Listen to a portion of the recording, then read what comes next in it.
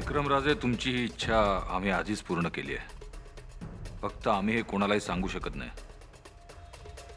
आणि देवयानीला जर हे कळलं तर तिचं आदर्शवादी वागणं आम्हाला पार फाशीच्या शिक्षेपर्यंत घेऊन जाईल. म्हणूनच आम्ही गप्प आहोत.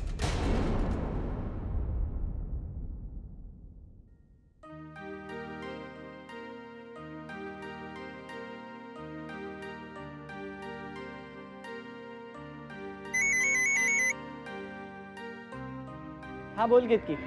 माझ्या डॅडच्या सांगण्यावरनं तुम्हाला ऑस्ट्रेलियाला जायला फोर्स करतोयस ना? व्हॉट? अमोल, अरे मी सहज विचारलं. माझे डॅड काहीही करू शकतात अमोल. स्पेशली मला ऑस्ट्रेलियाला पाठवण्यासाठी ते तुझाही वापर करू शकतात. केतकी, तुला काय वाटतंय की तुझ्या डॅडनी मला सांगितलं म्हणून मी तुला कन्व्हिन्स करतोय? अगं रादर मलाही तेच वाटतंय की तू जावंस ऑस्ट्रेलियाला तुझ्या करिअर करता. यात माझा दुसरा कुठलाही स्वार्थ नाहीये. अमोल, अरे मी सहज विचारलं. आय एम सॉरी, पण तू गैरसमज करून घेऊ नकोस प्लीज. हे केतकी, तू मला सॉरी म्हणण्यापेक्षा तुझ्या मॉम डॅडला जाऊन सॉरी म्हण ना आणि जा ऑस्ट्रेलियाला. अमोल, तू परत तोच विषय काढतोयस. अगं हो, कारण त्यात तुझंच भलं आहे. आणि तू तिकडे गेल्यानंतर हे बघ, मला काही ऐकायचं नाही, कळलं? अगं पण जरा मी काय सांगतो ते ऐकून तरी घे ना केतकी.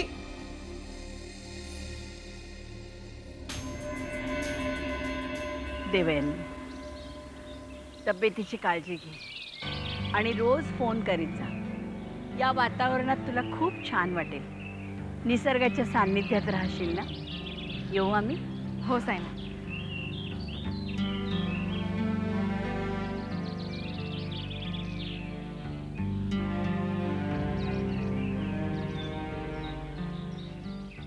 बोलणार नाहीये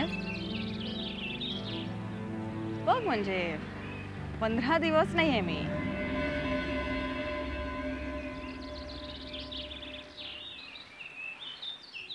आम्हाला खरंच नाही राहायचं तुझ्याशी. चल तू आमच्यासोबत. प्लीज विक्रम, प्लीज हट्ट करू नकोस. तुला माहिती आहे ना मी इथे का राहते. आपल्या सगळ्यांसाठीच चांगलं आहे ते. आणि हे वातावरण पण खरंच खूप छान. फक्त तुला खरंच मिस करेन मी. आमच्याशिवाय राहू शकशील? राहावं लागेल. दुसरा कोणता पर्यायच नाहीये ना. खरं तर तुला इथे सोडून जायला आमचं मन तयार नाहीये. पण तू आता निर्णय घेतलास म्हणल्यावर फक्त एक प्रॉमिस आम्हाला कर. स्वतःची काळजी घ्यायची, तब्येतीकडे नीट लक्ष द्यायचं आणि रोज उठून न चुकता आम्हाला एक फोन करायचा. प्रॉमिस? प्रॉमिस. काळजी घे.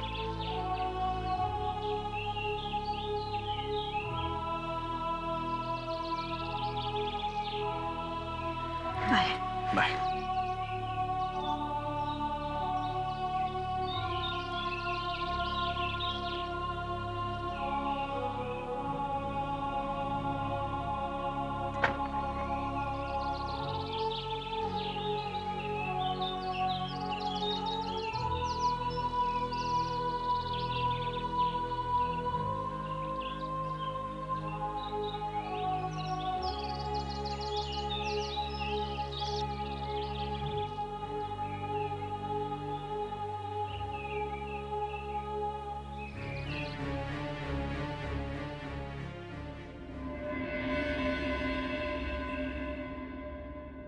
आता हिला कसं समजवायचं? तर कुणाचंच ऐकायला तयार नाही. आणि मी तर केतकीच्या डॅड कडून पैसे घेऊन बसलोय. ती जर ऑस्ट्रेलियाला जायला अग्री झाली नाही तर मलाही सेठ मिरचंदानीमध्ये ऍडमिशन घेता येणार नाही. केतकीच्या डॅडचे पैसेही परत करावे लागतील. मग मी घरी काय सांगू? ओ माय गॉड, सगळाच घोळ होऊन बसलाय. मी पुरता अडकून जाईन. केतकीला मला काहीही करून समजवावंच लागेल. तिला ऑस्ट्रेलियाला जाण्यासाठी राजी करावंच लागेल. नाहीतर मला कुणालाच तोंड दाखवायला जागा उरणार नाही. हो, तुम्ही म्हणता ते बरोबर आहे. सगळे कामाला लागा. सगळीकडे होर्डिंग्स लागली पाहिजेत. पैसे लागले तर फॅक्टरीतून उचला. भाईसाहेब तुमचा फोन. त्यांना सांगा मी कामात आहोत. सांगितलं, पण सामीची बाई खूप रडते, तिला अर्जंट बोलायचंय. तुम्हाला नंतर फोन करतो. हॅलो, रणवीर राजे बोलतोय. मी नताशाची आई बोलतेय. लागला का हो माझ्या मुलीचा शोध?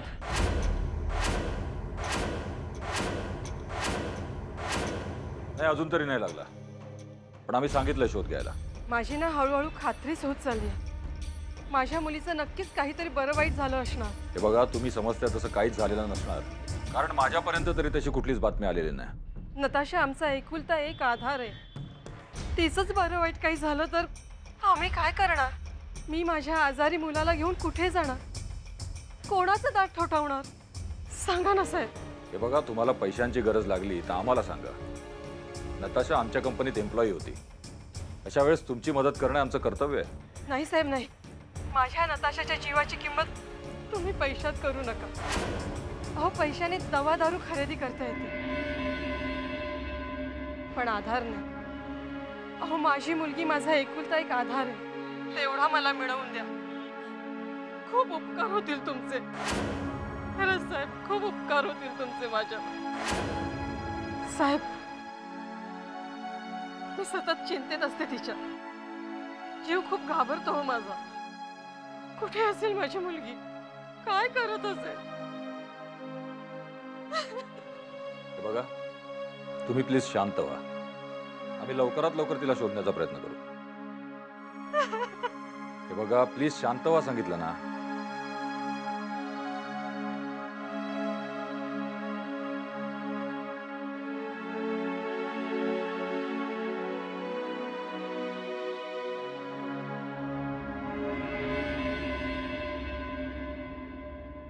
आता ती वेळ येऊन ठेपली आहे की नताशाचं गायब होणं फार काळ लपून राहणार नाही.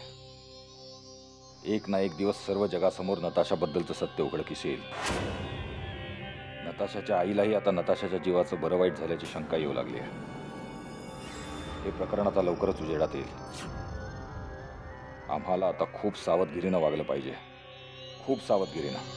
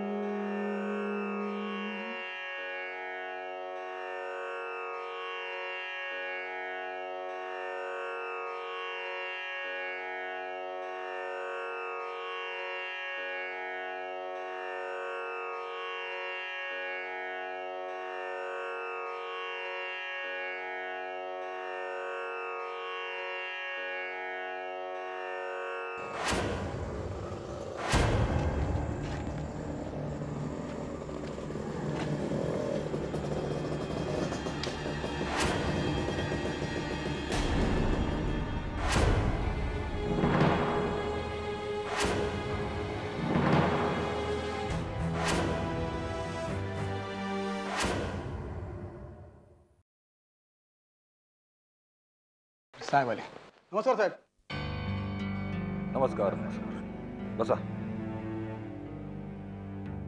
बोला, कशी काय चालली तयारी? साहेब, तुम्ही सांगितलं अगदी तशीच तयारी करतोय. आणि बरीचशी तरुण मुलंही आपल्या हाताशी आहेत. पाठिंबाही चांगला आहे साहेब आपल्याला. Very good. मिळतील तेवढी माणसं तयार करा. गाफील राहून चालणार नाही. राजकारणात बाजू कधी पलटू शकते. बरोबर आहे साहेब तुमचं. मग म्हणून प्रचाराची एकदम जय्यत तयारी केली आहे. प्रचारात काही कमी पडू देऊ नका. पैसे वगैरे लागले तर आमच्याकडून घ्या. एकदा आम्ही दिल्लीला गेलो मग. साहेब, इंदोरहून बाई आल्यात भेटायला. त्यांना थांबायला सांग. बराच वेळ झाला थांबलाय. ठीक आहे, पाठवून दे. तर काहीही कमी पडता कामा नये. काही पैसे वगैरे लागले, काही लागलं तर आम्ही आहोत.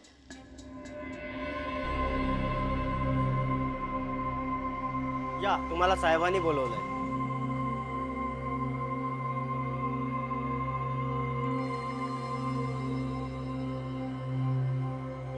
साहेब, सभेची सगळी तयारी झाली आहे साहेब.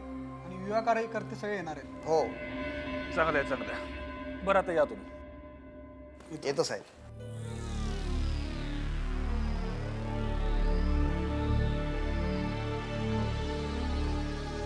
बोला, काय काम काढलं? साहेब, आता तुम्हीच काहीतरी मदत करू शकाल आम्हाला. अहो, बरेच दिवस झाले नताशाचा काहीच पत्ता नाही. खूप शोधलं, सगळीकडे चौकशी केली, पण कोणाला काहीच माहीत नाही. साहेब, ती इकडे बरेच दिवस काम करत होती. तुम्हालाच तिच्याबद्दल काहीतरी माहिती असू शकेल म्हणून मी इथपर्यंत आले.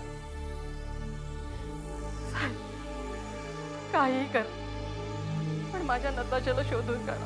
ती आमच्याकडे होती मान्य आम्हाला, आमच्याकडेच ती कामाला होती, पण आता ती कुठे असेल हे आम्ही कसं सांगू शकतो? उलट ती कुठे जाते, काय करते हे आमच्यापेक्षा तुम्हालाच जास्ती माहिती असायला हवं ना. ती बऱ्याचदा कामातच असायची. महिना महिना आमचा कॉन्टॅक्ट नसायचा, पण दर महिन्याला न चुकता ती घरी पैसे पाठवायची. आणि म्हणूनच तर आमचं घर चाललं होतं. कधी आली ना की मी खूप कामात आहे, आय हॅव टू गो असं म्हणून ती लगेच आल्या पावली निघून जायची. साहेब, मी एकटी कुठे कुठे शोधणार तिला? ऐन उमेदीच्या वयात माझ्या मुलाने अंथरूण धरलं. आता त्याचा आजार पण बघू की हिला शोधू? काय करू कळतच नाहीये सर. आता फक्त तुम्हीच वाली आहात आमचे. कृपा करून मला मदत करा साहेब. हे बघा, तुम्ही असं रडू नका. तुमच्या रडण्यामुळे परिस्थितीत काहीच फरक पडणार नाही. धीर देणारी पोरगीच अशी अचानक गायब झाली म्हटल्यावर आमच्यावर तर आकाशच कोसळलं ना. आमचा आधारच नाहीसा झाला. साहेब, काय करू मला खरंच काही कळत नाही. कुठे शोधू तिला? इतके दिवस नताशाचा ठाव ठिकाणा लागला नाही तर तुम्ही पोलीस कंप्लेंट का नाही केली? नाही केली कंप्लेंट आम्ही. पण साहेब, आम्ही कोणतीही कंप्लेंट केली नसतानाही पोलीस आमच्या घरी आले. तेही इंदोर पोलीस नाही तर या शहरातले पोलीस.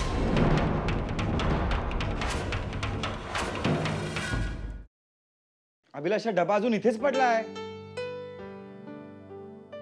मॉम, डॅड, डॅड, काय झालं? ऍडमिशन मिळाली? हो, मिरचंदानी इन्स्टिट्यूट मध्ये. काय सांगतोय? अरे वा. 1 मिनिट, पेढा. मॉम, तुलाही. मग इतका उशीर का झाला घरी यायला? डॅड, त्याचं काय झालं की सकाळी पहिली लिस्ट लागली आणि दुपारी दुसरी, आणि इथे दोन्ही याच्यात माझं नाव नव्हतं. मग मला खूप टेन्शन आलं, आणि आत्ता जी लिस्ट लागली ना त्यात माझं नाव होतं. बरं झालं तुझं ऍडमिशन झालं. मला असं वाटलं या ऍडमिशनच्या नादात तुझं वर्ष वाया जातंय की काय. आता झालं ना तुझ्या मनासारखं? मग आता जास्त तयारीने अभ्यासाला लागायचंय. मेरिट लिस्ट मध्ये तुझं नाव बघायला आम्हाला जास्त आनंद होईल. येस डॅड, मी नक्की प्रयत्न करीन. हो, पण त्याच्यासाठी भरपूर अभ्यास करावा लागतो. तुला काही मदत लागली तर सांग, मी घेईन तुझा अभ्यास. तू घेणार अभ्यास? हॅलो, मॅनेजमेंटचा अभ्यास आहे तो. हे तुमचा चोर पोलीसचा खेळ नाही. ओके? काय म्हणालास? Sorry sorry sorry. पोलिसांचं काम म्हणजे खेळ वाटतो तुला? Sorry sorry. मॉम, सांग ना हिला. बरं, ते जाऊ दे. काकू कुठे आहे? आतमध्ये. मी तिलाही पेढे देऊन येतो. आलो. आज खूप दिवसांनी अमोलला इतकं खुश पाहिलं. खरंच. मी ही आनंदाची बातमी दादूंना फोनवर सांगते. हॉस्टेलमधून आल्यापासून बघते काही ना काहीतरी प्रॉब्लेम येत आहे. सारखे वाद. निदान ही गोष्ट तरी त्याच्या मनासारखी झाली. आता याच उत्साहात त्यांनी मॅनेजमेंटचं शिक्षण पूर्ण करावं एवढीच इच्छा आहे.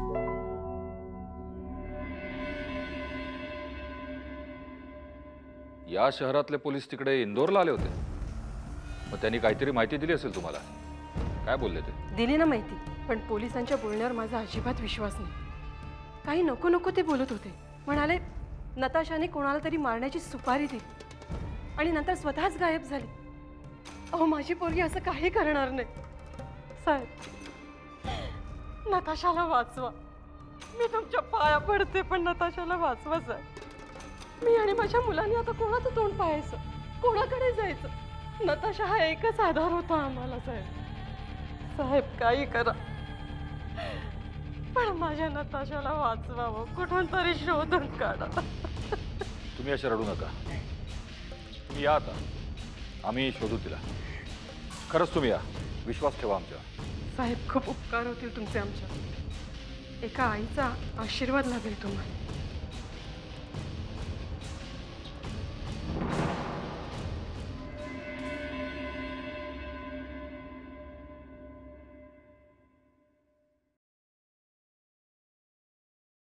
मॉम, ए चहा दे लवकर. यार उशीर झालाय, मला निघायचंय. अंघोळ पण राहिलीये. Good morning dad. कुठे चाललंयस एवढ्या सकाळी सकाळी? केतकीच्या डॅडकडे. इतक्या सकाळी कशासाठी? ते मला त्यांच्या केसेस मधल्या गमती जमती सांगतात. हो, खूप इंटरेस्टिंग असतात त्यांच्या केसेस. अमोल, इतक्या सकाळी सकाळी कुणाच्याही घरी गप्पा मारायला जाणं? डॅड त्यांनीच बोलवलं मला. तुला कधीपासून त्यांच्या केसेस मध्ये इंटरेस्ट वाटायला लागला? ऍक्च्युली केसेस मध्ये नाही, लॉ मध्ये खूप मजा येते ते लॉ बद्दल सांगतात तेव्हा. हो घे. काय झालं? आपला मुलगा आता लॉचे धडे गिरवतोय. हो, अरे वा. कुणाकडून? केतकीच्या डॅड कडून. मग चांगलं आहे ना. अभिलाष, मग त्यात काय झालं? काही गरज नाहीये सारखं सारखं केतकीच्या डॅडकडे जायची. अहो काय वाईट आहे, काहीतरी शिकायलाच जातोय ना. मॉम, मी अंघोळ करून येतो.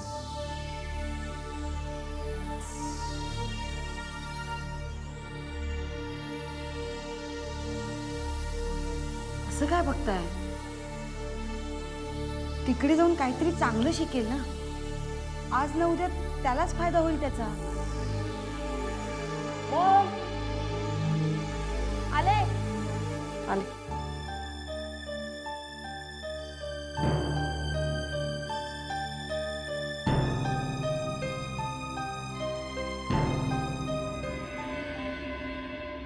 कशी आहेस? मी बरी आहे. तुझ्याच फोनची वाट पाहत होते.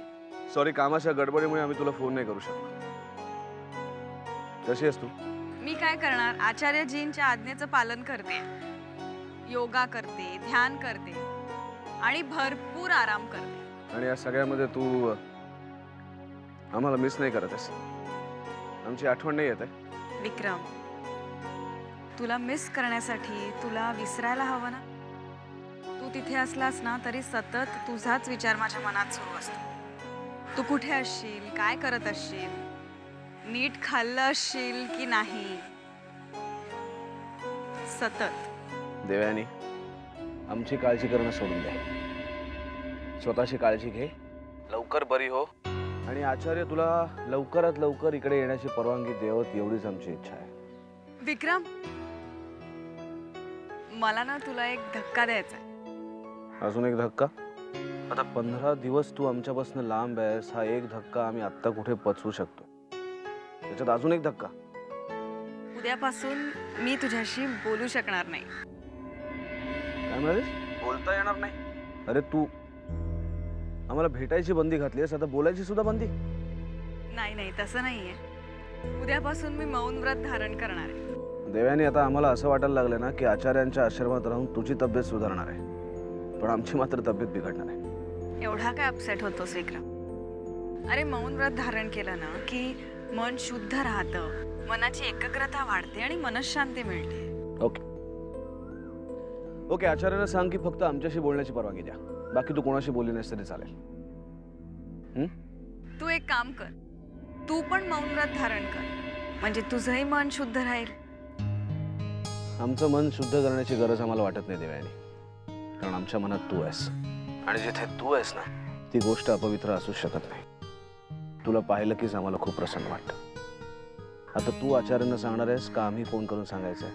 हे बघ विक्रम, प्लीज असं काहीतरी करू नकोस. आता इथपर्यंत आली आहे ना, मग इकडच्या नियमांचं पालन नको का करायला? आणि आता 7-8 दिवसांचाच प्रश्न आहे. म्हणूनच आम्ही तुला तिथे ठेवायला नकार देत होतो. थोड्या दिवसांचा प्रश्न आहे, 8-10 दिवसांचा प्रश्न आहे, 10-15 दिवसांचा प्रश्न आहे. किती दिवस चालणार आहे अजून देवयानी? आम्हाला कंटाळा आला त्या सगळ्या गोष्टी. प्लीज विक्रम, हे बघ मी लवकरात लवकर घरी यायला हवं ना. मग इकडचे उपचार तरी संपू देत. प्लीज रागवू नकोस. ठीक आहे, तुझं मौन व्रत संपलं की तूच आता आम्हाला फोन कर.